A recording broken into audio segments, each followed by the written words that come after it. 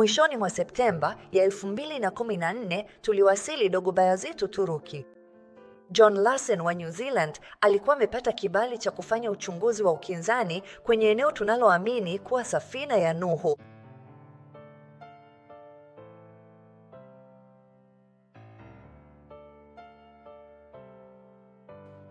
Picha za ukinzani ni tata na zimeimarika sana kwa kuja kwa kompyuta zenye nguvu zaidi na mifumo ya ukinzani. Kimsingi, chaji ya umeme hutumiwa kuchora ramani ya vipengele vya chini ya ardhi kulingana na ukinzani wa umeme wa vitu vilivyo chini ya ardhi. Katika sehemu ya kwanza, unaweza kuona uchunguzi ukifanywa. Ili kupata picha ya eneo lote, uchunguzi 13 ulifanyika. Ilichukua siku kadhaa kukamilisha uchunguzi huo.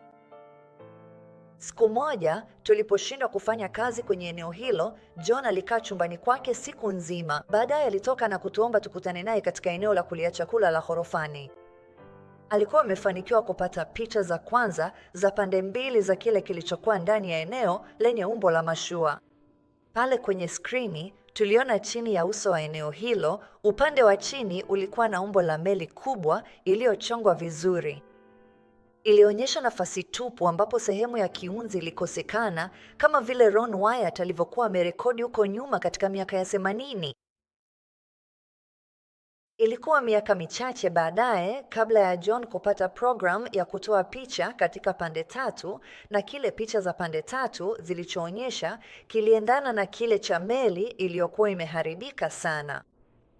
Baada ya yote, ikiwa ni safina ya Nuhu kama sote tunavyoamini, ni kitu cha zamani zaidi kilichotengenezwa na mwanadamu duniani na kimekwama kwenye mwamba mkubwa.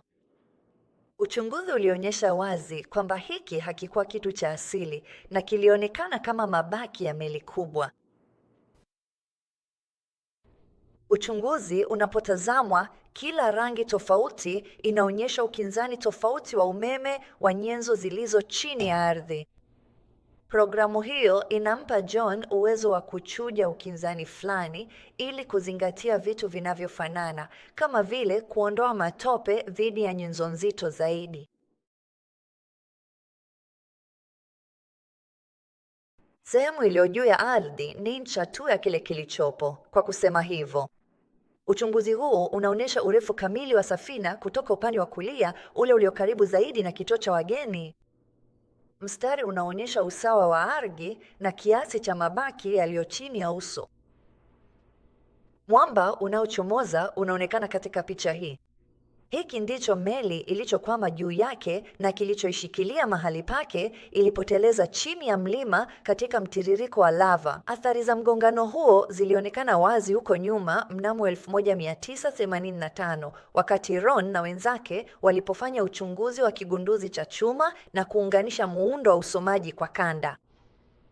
Kitu cha kwanza John alichotaka kuona ni kiwango cha mwamba uliopenya meli. Kwa uchunguzi wa kawaida, inaonekana kana kwamba ulienea hadi katikati ya meli kwenye mstari wa kati. Lakini picha za skani zilifichua kuwa mwamba wenyewe unachomoza hadi ndani ya mita 8 kutoka mstari wa kati wa chombo. Sehemu ya juu ya mwamba huu ilikuwa imevunjika na kuangukia sehemu ya juu ya meli na kuifanya ionekane kuwa mwamba wote ni mkubwa zaidi na kwamba unakata meli kwa ndani zaidi kuliko ilivyo. Skani zinaonyesha kuwa kiunzi cha meli kimekatika ghafla pale mwamba unapokutana nacho, na hii inaendana na uharibifu unaotarajiwa ikiwa meli ya mbao itagonga mwamba na kupenywa nao. Uharibifu huo umeharibu upande wa kulia na kusababisha kiunzi cha meli kuvimba kuelekea nje kama inavyoonekana leo. Hii inafanya umbo la sasa la meli hii kuonekana kuwa pana zaidi kuliko ilivyo hasa. Skani zinaonyesha kuwa sehemu ya juu ya kiunzi upande wa kulia imevunjika kabisa na kutengana na sehemu kuu ya meli na kuelekea nje. Sehemu nzima ya kiunzi inayojumuisha upande wa kushoto na katikati ya chombo inaonekana kuwa na ukinzani mkubwa zaidi kuliko sehemu iliyotengana upande wa kulia. Hili lingetarajiwa kwa sababu katika meli ya mbao kiwango cha uharibifu upande wa kulia kingekuwa kimepasua muundo wa kiunzi katika eneo hilo na kuifanya iingize maji zaidi na kuongeza upitishaji wake. Hapa upande wa kulia wa umbo la kiunzi unaonyeshwa ukiwa umerudishwa katika umbo lake la asili, ambapo unaumbana tena na sehemu kuu ya kiunzi na kulingana na upande wa kushoto. Mkusanyiko wa mistari ya ukinzani kwenye mpaka kati ya umbo la kiunzi na nyenzo zinazoizunguka unaonyesha kuwa mabadiliko ya ghafla ya sifa za nyenzo hutokea kwenye mpaka huu. Nyenzo iliyo ndani ya umbo la kiunzi ina ukinzani tofauti wa umeme ikilinganishwa na nyenzo iliyo nje ya muhtasari wa kiunzi. Na maeneo haya yote mawili ni tofauti kabisa na sifa za umeme za mwamba. Tukiangalia umbo la kiunzi katika pande tatu, picha za ukinzani zinaonyesha kuwa sehemu ya mbele iliyo chini ya ardhi inafanana na umbo la meli ambalo ni laini na lenye muundo wa kiunzi kirefu. Viwango vya ukinzani vya nyenzo inayounda kiunzi pia ni sawa juu ya ardhi kama vilivyo chini. Hii inaonyesha kuwa nyenzo ile ile inaunda umbo lote la kiunzi na kwamba nyenzo hii haipitishi maji kwa urahisi. Ni dutu ngumu ambayo imebaki na umbo lake. Kuzunguka ukingo wa eneo hilo kuna sehemu ambazo Ron aliamini kuwa ni mbavu za meli. Uchunguzi ulionyesha ushahidi wa kutia moyo zaidi kuliko tulivyoweza kuomba. Zilionyesha kuwa nyenzo inayounda mbavu hizi iliendelea chini ya uso wa ardhi na kupinda chini ya chombo kama vile mbao za mbavu zinavyotarajiwa. Ukinzani wa umeme wa nyenzo inayounda mbavu ulikuwa mkubwa kuliko matope yanayozunguka, na kiwango cha ukinzani hakikuonekana kubadilika kulingana na kina. Uthabiti huu ulionyesha kuwa muundo wa nyenzo inayounda mbavu haukuwa umelowekwa na maji isivyo sawa au kuoza. Badala yake, nyenzo hiyo inaonekana bado inashikilia muundo wake na haipitishi maji kwa urahisi. Ron Wyatt alikuwa akionyesha upande wa ndani wa kiunzi cha meli, mfululizo wa sehemu zilizochomoza zenye nafasi sawa ambazo zimejitokeza kwa nyuzi 90 kutoka ukingo wa nje wa kiunzi kuelekea ndani ya meli. Aliamini hizi zilikuwa mihimili ya sitaha ambayo wakati mmoja ilishikilia sakafu au dari ya aina fulani. Uchunguzi ulionyesha kuwa sehemu hizi zilizochomoza zilikuwa na ukinzani sawa na nyenzo ya mbavu inayoonekana. Pia zilifunua kuwa zilienea hadi ndani ya kiunzi na kuunganishwa moja kwa moja na mbavu iliyo karibu, kama vile Ron aliamini. Uchunguzi unaonyesha kuwa ndani ya umbo la kiunzi kuna nyuso 3 tambarare za nyenzo ambazo zinaenea katika upana wa ndani ya umbo la kiunzi.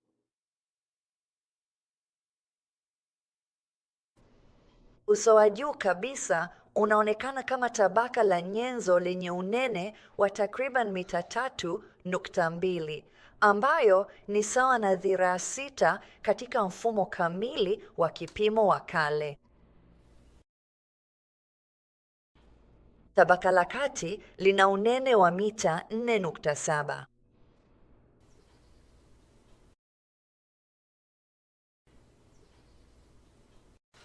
Urefu wa sitaha ya chini kabisa kutoka sakafuni hadi darini ni mita 7.8 ambayo ni dhiraa 15 za kale haswa.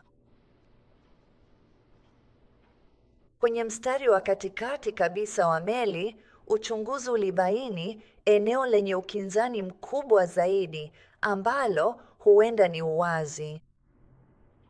Ukingo wa chini wa tundu hili umeinama kwa pembe ya nyuzi 35 kuhusiana na sitaha za meli na kuteremka chini. kama ngazi ya katikati ambapo inaunganisha sitaha za juu, kati na chini.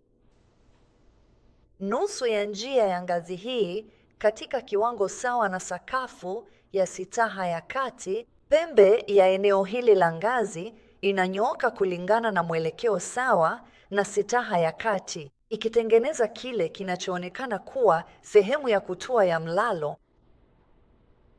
Pembe ya sakafu ya eneo lenye umbo la ngazi kisha inaendelea na kushuka kuelekea sakafu ya sitaha ya chini. Eneo lingine ambalo linaonyesha kiwango cha juu sawa cha ukinzani liko kwenye sitaha ya kati na moja kwa moja kando ya eneo lenye umbo la ngazi ya katikati ambalo linaungana nalo. Ukingo wa chini wa eneo hili uko kwenye mwinuko sawa na kile ambacho kimechukuliwa kuwa sehemu ya kutua ya ngazi kwenye sitaha ya kati. Eneo hili lina umbo la mraba na lina vipimo vya takriban mita 4 kwa urefu na upana wa mita 5. Lina umbo kama korido na limeelekezwa kwa nyuzi 90 kwa umbo la ngazi ili liunganishe kile kinachoonekana kuwa cha ngazi, sehemu ya kutua ya katikati kwenye sitaha ya kati na ukingo wa nje wa upande wa kushoto wa kiunzi. Umbo la korido ndilo mahali pekee panapopenya kupitia upande wa kiunzi. Nafasi yake katikati ya chombo na kuelekea moja kwa moja kwenye ngazi ya katikati ya meli kwenye sitaha ya kati inakubaliana na maelezo ya Biblia ya mlango wa safina. Kipengele kimoja cha kuvutia ambacho kinaonyesha tofauti kati ya nyenzo imara ambayo ni kipande kimoja kizima dhidi ya maeneo ambapo nyenzo imara imevunjika vipande vipande inaweza kuonekana katika eneo la mlipuko wa baruti wa 1960. Hii inaonyesha eneo la mlipuko uliofanywa upande wa kushoto wa meli. Uharibifu wa baruti unaonekana kwa sababu nyenzo inayozunguka shimo la baruti imepasuka kwa mlipuko na inanyonya maji mengi kuliko nyenzo inayozunguka. Hii inafanya eneo linalozunguka shimo la baruti kupitisha umeme zaidi na inaonekana kwenye picha za skani kama rangi nyekundu. Skani hizi zinaonyesha kwa uhakika kwamba eneo hili si mwamba uliopandishwa juu. Inaonekana kuwa kitu kinachoonyesha kila ushahidi wa kuwa kimetengenezwa na binadamu. Picha za ukinzani zilipolinganishwa na matokeo ya skani za rada zilizofanywa na Ron Wyatt, ilibainika kuwa nafasi za miundo hii zilikuwa katika maeneo yale yale ndani ya meli. Picha hii inaonyesha matokeo ya picha za ukinzani zilizotambua miundo hii ya kuta zikiwa zimewekwa juu ya matokeo ya skani za rada zilizofanywa na Ron. Mnamo 2019, skani za rada zilifanywa tena ambazo tulisaidia kufadhili lakini hatukuwepo. Pia zilifunua kuwepo kwa mistari iliyonyooka ambayo iliendana na kuta na mistari ya nyuzi 90 inayoendana na vyumba. Tunaamini hii ni meli kubwa sana. Ina umbo la meli na sifa za meli. Iko futi 6,300 juu katika geti. Milima ya Ararati. Sifa za ndani ni vipimo vile vile vilivyotolewa katika Biblia kwa kutumia dhiraa ya kale ya inchi 20.6, baadaye ikaitwa dhiraa ya kifalme ya Misri. Kupata safina ya Nuhu haina maana ikiwa haitaimarisha imani yetu au kumwongoza asiyeamini kwenye ujuzi wa ukweli kwamba tuna Muumba anayetupenda na anataka tumwendee na kuokolewa kwa damu ya mwanawe. Lakini imeandikwa, jicho halikuona wala sikio halikusikia wala hayakuingia katika moyo wa mwanadamu mambo ambayo Mungu aliwaandalia wale wanaompenda.